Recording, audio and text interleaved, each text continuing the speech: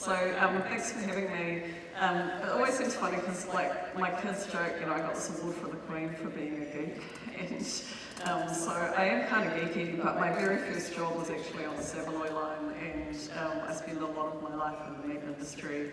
So I'm not going to pretend to be an expert in dairy, but what I do for a living is that I think about the future, and I work with quite a lot of companies, both across meat and dairy globally, and think about where things are going, what the trends look like.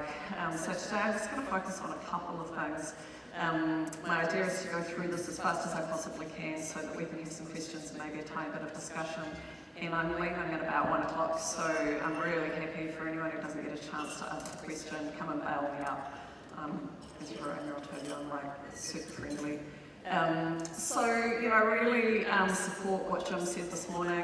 I think that it's really easy often to forget that dairy is the backbone of the economy. And I used to have these arguments with Steve Joyce when he was Minister of Technology, because this whole thing about somehow the tech industry was going to save us. And I just want to say, as someone who has been in the tech industry for almost 35 years, the tech industry is not going to save us. That really the primary production, no matter what might have been said 20, 30 years ago about sunset, is that we continue to grow, and we do bring in more earnings in terms of export earnings into New Zealand than any other sector.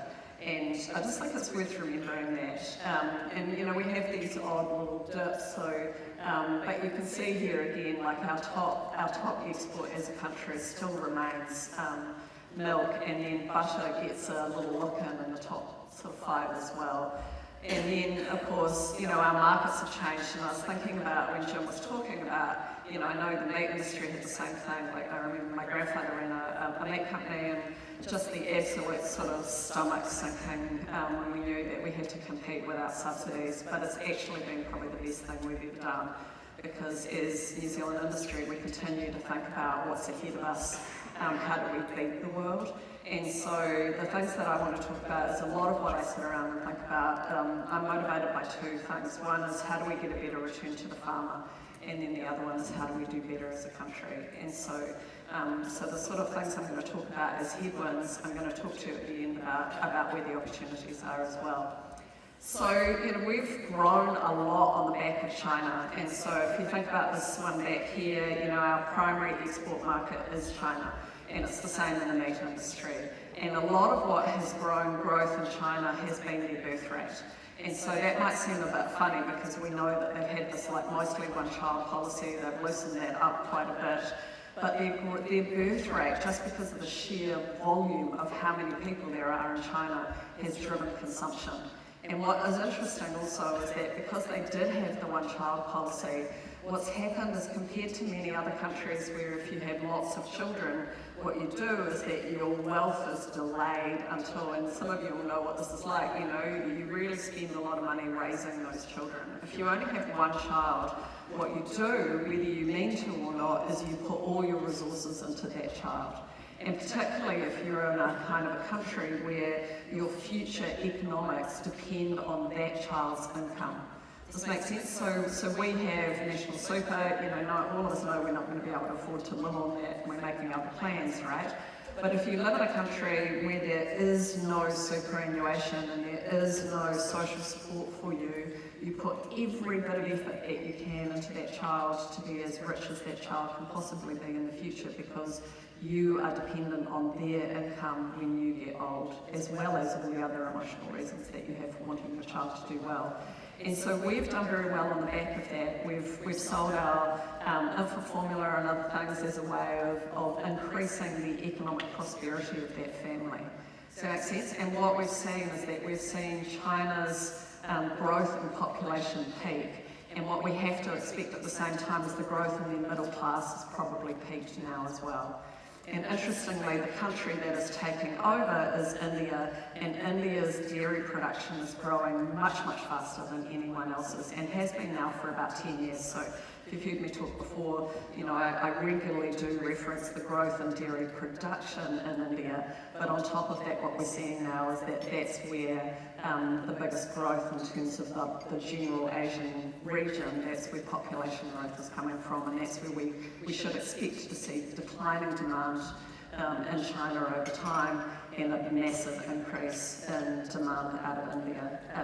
Interestingly though, compared to China, they are producing a lot more for their own demand.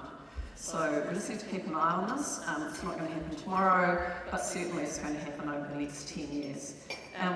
You all know about climate change. Interesting, again, I went back because I've joined the mines company in Timaru, and I did that because coming from the primary production, what we know is that down in Timaru we use more processed coal in that district for the production of food than anywhere else in New Zealand. And partly that's dairy, but a lot of it is things like potato chips and seed production and so on. And so, you know, I was really interested in how do we make these transitions off coal and onto cleaner energy sources as we continue to do the kinds of production that we want to do. And the coal data was pretty much settled in 1850, which I find kind of fascinating. So in the 1850s, scientists were fairly unified about the impact of coal on the climate. And so yes, you can kind of see that there's been lots of discussion over the last 100 or so years about this, but what we've seen is largely that has come from people who want to continue to use coal. It hasn't really come from the climate scientists themselves. And so yes, there's debate about split gases. I'm not talking about that. What I'm saying here is that overall we have known for a very long time that humans were impacting the planet, and there are some things we can do some things about without really having to change a lot. And so this transparency question from our customers is coming through louder and louder all the time. Many of you here are my age or older, and you can remember what it was like when food miles looked like it was going to be a thing, and sort of food miles came and went. Partly we were able to get rid of the food miles debate because we knew that we were so efficient at producing food in New Zealand, you know, using lower emissions than most other countries.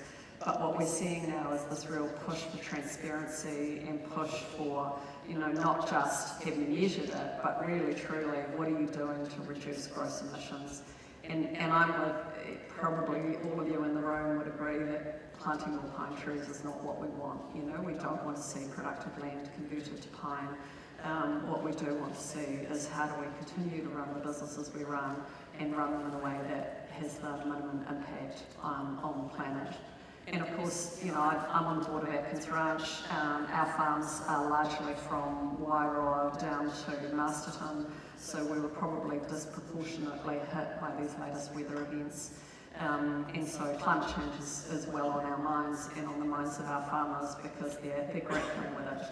And you know, it's a beautiful day out here, but I've been here when this has been in flood too. And so, you know, we do know that we are heading into a period of climate uncertainty. And that has a couple of different effects on us. You know, I'm working a lot with plant and food and looking at how do we think about what forages are going to be good in a drier climate, what forages are going to work in a wetter climate. We have to expect that we're coming into a period of turbulence in farming where not only are we going to be under pressure to reduce our emissions, but actually there's going to be some new challenges in the way that we farm because of the way that land use is at the moment. And I think what gets tricky is that we overestimate the change that will usually happen maybe in a 2-year period, and we massively underestimate the 10 years. And you know, I think about this quite a lot because I think, well, what was I doing 10 or 20 years ago? There are probably things that I thought would be quite different now. But what we see is that over a 10-year period, changes happen that feels like they're really slow, and then they suddenly happen, and you go, oh my God, that was fast. But generally, if we look back, we can see the roots of these changes early on. And they take often a long time. So we have time to prepare and to change if we get on with it. But if we delay, what happens is the changes happen to us and they're outside of our control. So I go to the States every year, I take photos in supermarkets, and I'm constantly looking for who's getting the best price premium for what they do. So Alexandra Farms is the most expensive milk in Whole Foods. And their most expensive of the most expensive milk in Whole Foods is their chocolate milk. And you know, if any of you have followed like Lewis Road and others in New Zealand, you'll know that if we can add premiums to white milk, there are these attributes that get people a higher price in the market. So interesting to me for Alexandra Farms is that they've got and I think what we're starting to see is if you want higher prices in the market, you have to do multiple attributes. And so they do regen and then they add the chocolate. And I find that kind of fascinating that we are seeing price premiums for a number of these products. Whole Foods really prefers Savoury Institute, and so you know it's about partnering with what the customer is asking for. So I'm just saying this is out there. Interesting though, the very highest price milk that I could find in the US is actually from Ahimsa Farms. Ahimsa Farms are farms that leave the calves on and don't kill any bobby calves. It's a very niche product, I want to be clear about this, but fascinating to me that there is a market for it. And so, again, it's like finding niches rather than finding perhaps mass markets and saying, oh, everybody, I want to be clear here, not everybody is looking for regen, not everybody is looking for what I consider to be kind of cruelty-free. And then the same over here, this was the second highest price that I could find in Whole Foods is neutral milk. And you can see that they're really pushing their marketing around their carbon neutral status. And they're not doing this just because they're greenies, let me be super clear. These are often quite large industrial farms. What they're doing it for is because they see a premium in the market from customers. And remember this kind of slowly, suddenly. And my motivation is to think about how do farmers get a higher price, and therefore a higher profit, not for more work. And so I'm not saying you should do this, I'm just saying it's worth keeping an eye on out there. The other area that I spoke at a Fonterra Farmers Forum probably about 5 years ago, and I remember completely like taking the piss out of precision fermentation milk and meat. And I was just like, no one's ever going to drink that, why would you bother? But what I'm really seeing now is this massive growth and investment into precision fermentation. And I truly believe now that there are parts of our sector that are going to be disrupted by this in ways that I really couldn't have imagined 5 years ago. And it's a bit like this slowly, suddenly. And so what I'm seeing here, and just humour me for a minute, okay? This may not be my opinion, I just want to put it this way. So at the moment we take carbohydrate in the form of grass or PKE or other vegetable matter, but we take carbohydrate, we put it into a cow and we get milk out, okay? I know that's like ridiculously simplified, okay? But imagine if you took carbohydrate, you put it into a vat full of microbes and you got milk out. And you couldn't actually see any difference if you put this one into a spectrometer or you put it under a microscope or you analyse it. There's no difference. You've got the forage in, do I process it in a cow or do I process it in a vat? Do you get this? And this is not how I was thinking 5 years ago. But what's happened in the development of this is that we are seeing these production processes happen. And where they're starting to get traction is that they're getting traction in areas that I wasn't expecting. So things like cheese production, and if any of you have tried like the various vegan cheeses out there, most of them have got a bit of an off flavour, or they melt a bit weird, or but it's really easy to judge something based on what you see now versus where that might go. And so if you can think about this, if you could take carbohydrate in, put it in a vat with some microbes, get milk out, what you could also do is you could say, you know what, I actually don't need milk. What I'm after is I'm after casein. So why don't I just put carbohydrate into the vat and get casein out, and there's a whole lot less wastage. Or I put carbohydrate in and I get whey out. And so the areas that we're seeing most likely to be disrupted are the ingredients business, not the whole milk business.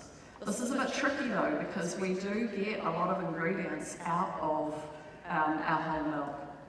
And so what I'm watching is where are these edges, like casein and milk, casein and whey, and what might that do in the future to the milk price?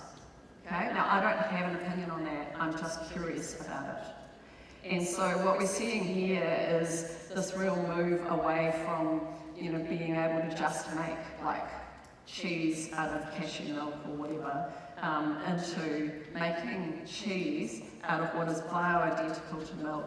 And over time, what's going to happen is that the price of this production inside of that is getting to a point where it will be cheaper than doing it outdoors soon. And I'm not saying this to scare you, I'm just saying this to kind of go, what would you do? What would you do in a world where their production process of taking, what's probably going to be something like sugarcane that you can grow very densely, put that into the vat and get casein out, changes our industry over the next 10 years. Okay, so I don't think it's going to change it in two.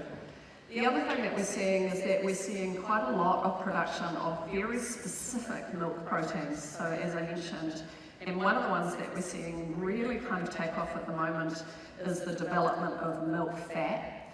So I mentioned casein, I mentioned whey, but we're also seeing, whether it's now people selling like sour cream on the market that's been made with precision fermented milk fats, or whether it's dairy infant formula that has had these very specific ingredients added to it.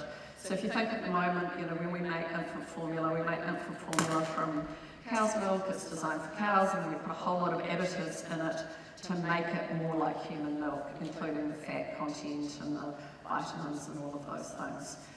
But what if, instead of that, you could actually, in the fermentation, you could put your carbohydrate in, instead of it going into a cow and then off to a factory, what you've got is you've got the carbohydrate in straight into that factory in a sense, and into this precision vat, and you make out something that is bioidentical to breast milk.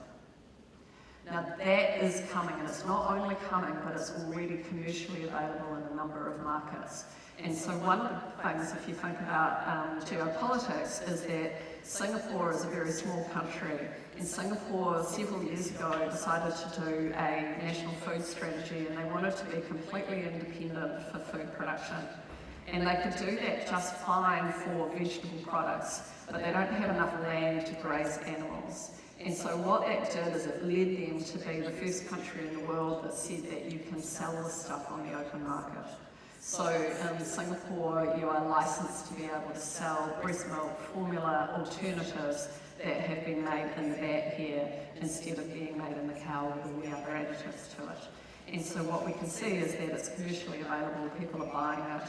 And what we also have seen is that the ingredients business is really taking off here. So this company, Helena, I find very interesting. What they're doing is they're taking carbohydrate, they put it in the vat, and they get lactoferrin out, which is the iron component in cow's milk, basically. And they're selling that on the open market. So again, I don't want to be scary here, but I just kind of want to say, look, there are some headwinds here that we should probably be thinking about. And we should be thinking about how do we compete with that. Does that make sense? Not just, because you're not going to be able to stop it. And in fact, there's a bunch of the stuff that, may have better attributes than some of the products that we're making. And so we need to be asking ourselves how to compete with that. The final thing that I think is really interesting is in India, there's been a court case recently about it, but Neolacta is milking women and selling breast milk in UHT containers. Now, I know, it's kind of confronting, right? But if you go back a couple of hundred years, nursemaids and wet nurses were a thing. And so part of what our industry has been trying to deal with is that whole kind of wet nurse business went broke, right?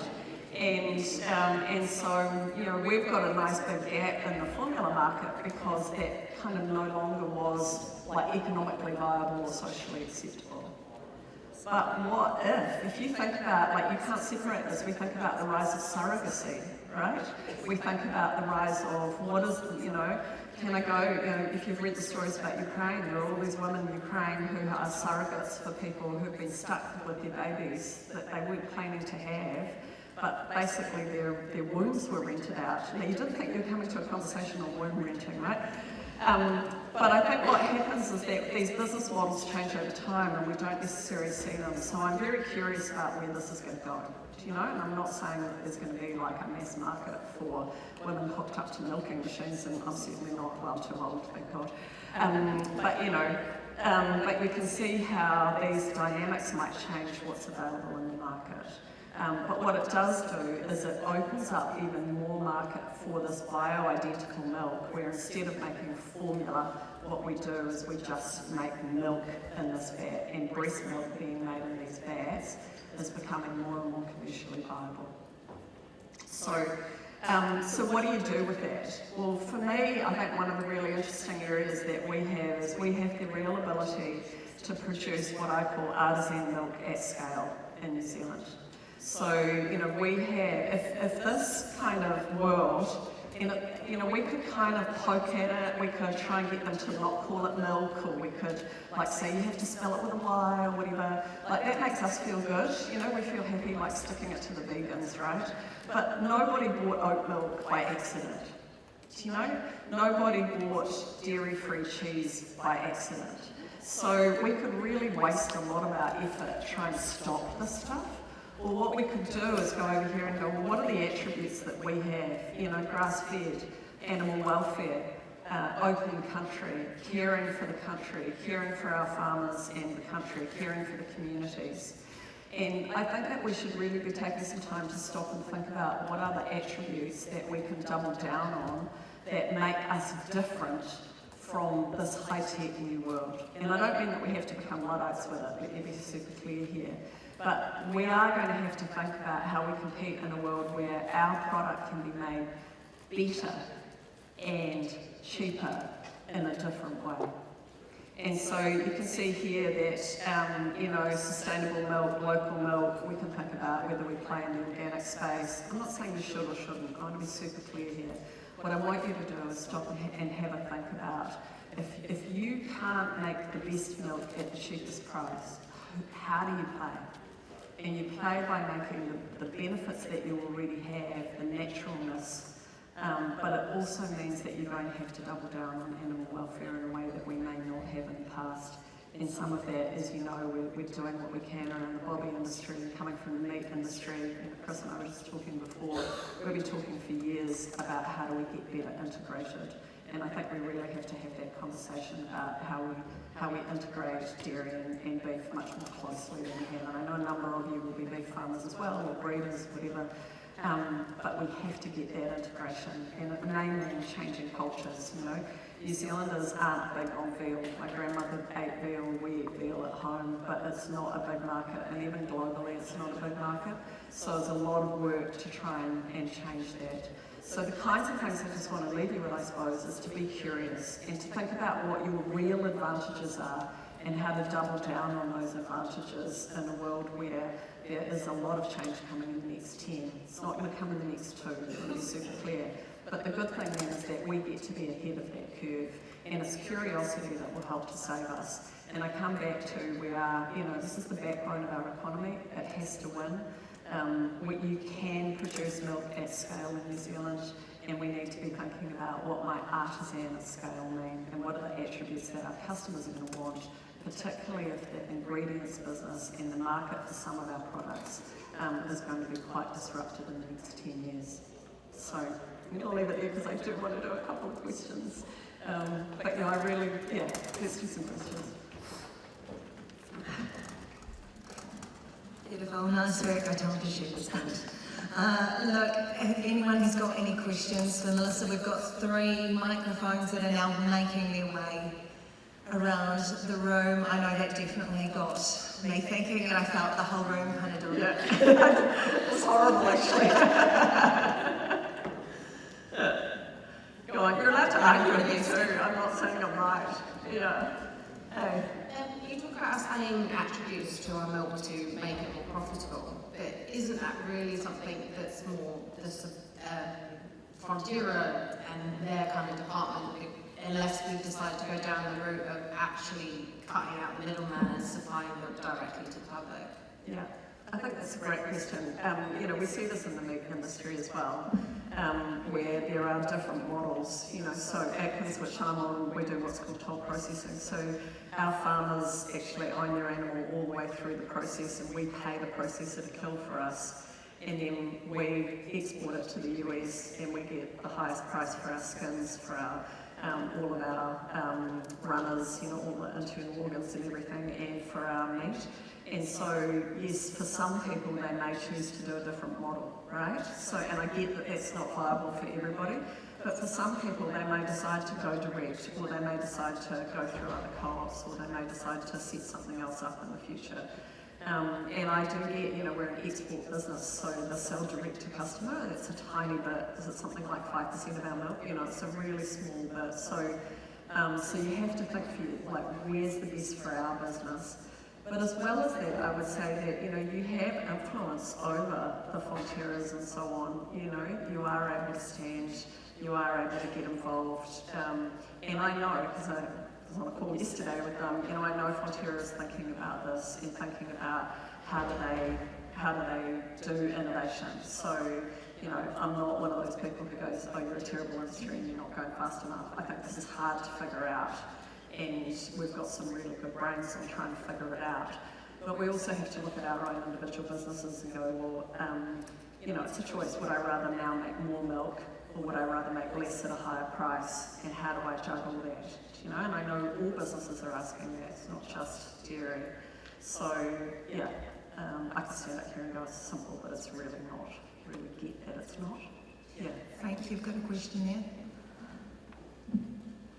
Yeah, thanks for your presentation. Just wondering if you could share your thoughts around the economics of the carbohydrates that are going to go into the vat. Yeah, what great. the impact of that is for us. Yeah, great. I think one of the things that you need to think about, so I'm going to answer that, but I'm going to answer something else first, which is that in other economies, the price of solar, so the price of installing and operating solar is now cheaper than running nuclear or coal. So do you get that? So the actual installation and running is cheaper than the running of those other fuels. And so one of the reasons that this fermentation business has accelerated so fast is that the energy involved is almost free. Okay, so I know it's not your question, but I'm going to come back to your question. But I want you to think about this, that in a world where a factory can run on free power, that's one of the biggest movers of the price of the product that they're creating, because they can put solar on the roof and they can run that very, very cheaply. And this is why vertical farming is really disrupting the vegetable markets and so on. So the cost of the carbohydrate, what I'm kind of curious about at the moment is which carbohydrates and where are they being grown and what are they using. And this is why sugarcane is one of the biggest ones. Now, interestingly, sugarcane is also very regularly glyphosated, you know, so there's a lot of pesticide and herbicide goes into the production of sugarcane, and so I'm watching that very closely. But sugarcane at the moment is the cheapest of the carbohydrates to grow, to put into this. Now, pause with me for a minute, because again, where is the competition for sugarcane? Does anyone have a guess? What, not sugar, where is the competition? It's fuel, right, great answer. So what we're seeing here is that a number of countries around the world are really pushing into the biofuel space, and biofuels compete for the same carbohydrates as precision fermentation. And I'm just watching that really closely. But what I suspect, and I guess you can all hold it to me in 10 years, right? But what I suspect is going to happen is that solar's going to smash biofuel. And so what we'll see is that this real emphasis around the world for alternate fuels, and we see it, like I work with Maersk, who does your shipping, you know, they are moving very fast on moving to alternate fuels, taking diesel out of their shipping. We see that pretty much the war in Ukraine has made that whole natural gas, the price of fertiliser that is produced by natural gas, and the price of fuel very volatile globally. And we would expect that to continue, which means I think that we're going to see a disinvestment in biofuels, which is going to push the price of that carbohydrate down lower over time. But that's my pick. I want to say there are no future facts, but you know, I make my money kind of picking these bets, you know, so I put my money down on that. Great, I know it's a complicated answer, but it's such a good question. Yeah. Kent, you've got a question with you. I just had a question on GMO and our stance in New Zealand, because this VAT thing sounds a bit like that. So we shooting ourselves in the foot with the stance we've got. So I'm going to give a really personal opinion. I'm currently doing some work in this area, so I want to be a bit careful. But what I believe is that we have, we like binary arguments, like yes to bats, no to bats, yes to coal, no to coal, you know, yes to GMO, no to GMO, and I think we're at a point where we need to have a much more nuanced conversation. So in the US, there's been, as far as I know, for about 15 years, they've made no yogurt that didn't have CRISPR microbes in them. It's a kind of complicated question, this makes sense. So about 15 years ago, what happened is that a lot of the microbes that were being used in American dairies started to get a phage, so they started to get attacked by viruses, phages. And so they've been editing these microbes that make yogurt. Okay, so we actually already have quite a good data source out there of what is genetic edited material in our food source. Okay, I personally have no problem with genetic editing, and so there's recent UK legislation just went through that talks about it being precision breeding. I think if we think about, can we edit something to do something that could have occurred in nature and we're just speeding it up, I think that is actually fairly acceptable to the public, and that is not within what I would call GMO. Does that make sense? Whereas genetic modification, I think most people think about transgenics, you know, have you put some fish in my tomato?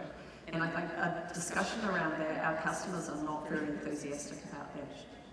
And so I think we have to get a little more nuanced. And so my personal opinion is I believe that in New Zealand we should be allowing gene editing. I wouldn't have known that necessarily until I did the project I'm currently doing. I think we should be able to, you know, speed nature up. But that's not the same as should we open up to GMOs. And I think that's my personal opinion. It doesn't mean I wouldn't move on that if I had different evidence that customers were fine with it. But at the moment, I think you're on battle if you've got to try and convince your customers to buy something they don't want. I hope that helps. Yeah. Do we have another one? Yeah, we've got last three questions with Steve first. Come and argue with me in the break, you know, I'm really happy, and I'm wrong regularly, okay, so, you know, yeah. I just wanted to point out that a lot of fermentation companies have actually gone under as well. Beyond Meat, for example, at a share price at $800 to $300 a share, it's now $12 a share, potentially going to be insolvent. I think that's, I mean, it's not settled, that's all my promise. Yeah, I think the interesting thing here is that it's quite different in dairy ingredients than it is in meat, and I do think we've got to be quite careful about what we compare. Like, I don't know if you've eaten the Beyond Meat product, it was terrible. The Impossible Foods one, on the other hand, I actually really enjoyed. But what's happened is I'd say that those companies have been leapfrogged by the technology for the people who came after them. So often you get like these first mover advantages, but then they don't keep up with where things are going. So I'm watching, you know, I think you shouldn't think of Beyond Meat as a good example for Helena or Biomilk or Turtle Tree Labs or these companies that are doing very specific ingredients. And I think if Beyond Meat had had a much better business model, it would be in a very different state. So I agree with you that Beyond Meat's like not in good shape, but a lot of why Beyond Meat's not in good shape is I don't believe it's actually a very good business. So we have to be a bit careful there. But yeah, and these things do get turbulent. There's some very interesting companies chasing their heels. Yeah. Thank you. Got a question with you? I like them. Yeah, hi. I was just wondering, are the VAT-produced products nutritionally equivalent to what comes in dairy cows? Because you've got essentially a monocarbohydrate source being transformed into a product, and they say you are what you eat. And so if you've got a cow that's eating a diverse mix of carbohydrates, in theory, then she should be producing a nutritionally superior product. Yeah. I love this question. Nobody else has asked me that. That is a genius question. I think this is where you start to think about where are your tailwinds, right? How do you differentiate yourself? How do you do that? And that's where I think that animal welfare, mixed forage, outdoor, natural, I think you can really play on that as an advantage in the future. One. Two, you probably already know this because you farm, right? But milk is not the same all the year round, right? So the milk fat changes, the protein composition changes. What's a real advantage in that is I'm getting the same thing out every month, right? Month after month after month. I can dial in terms of what those microbes produce in terms of fat content or the proteins. And I think we should think about this product as being like your best milk on a good day. And they can do that every day of the year. I love where that storytelling is going though, and I would really hang on to that storytelling because I think that's the other thing, that we eat with a whole story behind it. And so that idea of knowing, oh look, they had plantain and they had rye and they had wheat, I've got mixed forage and they're having a really healthy diet. Which would you rather have? Carbohydrate, sugar cane in, or like these beautiful mixed forages? I think that's a real advantage that you can play, But the output, I think you're on slightly trickier ground. Does that make sense? But the process, I think there's something really beautiful about that process, right? Yeah, we got one more. Yeah, final question with Kate. Going down the mass fermentation path, considering the volumes that you would want to replicate, how would the antibiotic use look? Well, the thing about it is that there are no antibiotics in the precision fermentation business. You don't need that. So I think again, that's where I come back to some of these attributes. I know in the meat industry, the fact that we're antibiotic free, we can't pull it out and go, oh, that gave us another cent a kilo or 10 cents a pound or whatever it might be. But what we know is that the multiple attributes get us to a higher price. So no GMO, kind of grass-fed, get high animal welfare plus ABO. That little bundle suits a particular kind of customer. And so I think, antibiotic use is one that is only, I think, going to become more and more discussion, particularly because so I'm an epidemiologist, amongst other things, we are running out of antibiotics. We're running out of new sources for antibiotics. And if you read the kind of international literature, the finger gets pointed at farming. In my view, it's mostly actually chicken and pork production. But farming is quite a broad category for a lot of people. I think we have to be super careful. And New Zealand has. We've done a good job in dairy of reducing dry cow therapy and all of those. So I want you to hear I'm not at all disparaging about what we're doing. But I do believe that the antibiotic one is on people's minds and is only going to become more of an issue over time, not less. So again, really thoughtful question. I can't believe how great your questions are. Just really thank you for having me and, humouring me through some stuff that, we don't know where this is going to go, right? But what I would just leave you with is this idea that the more you can stay curious and the more you can wonder about what this might mean, the more likely we are to find solutions for it. If we try to kind of poo-poo it or mock it or ignore it, it's going to come bite us in the ass, and I can't think of a nicer way to put it. Right, so have a fantastic day, and thank you for having me.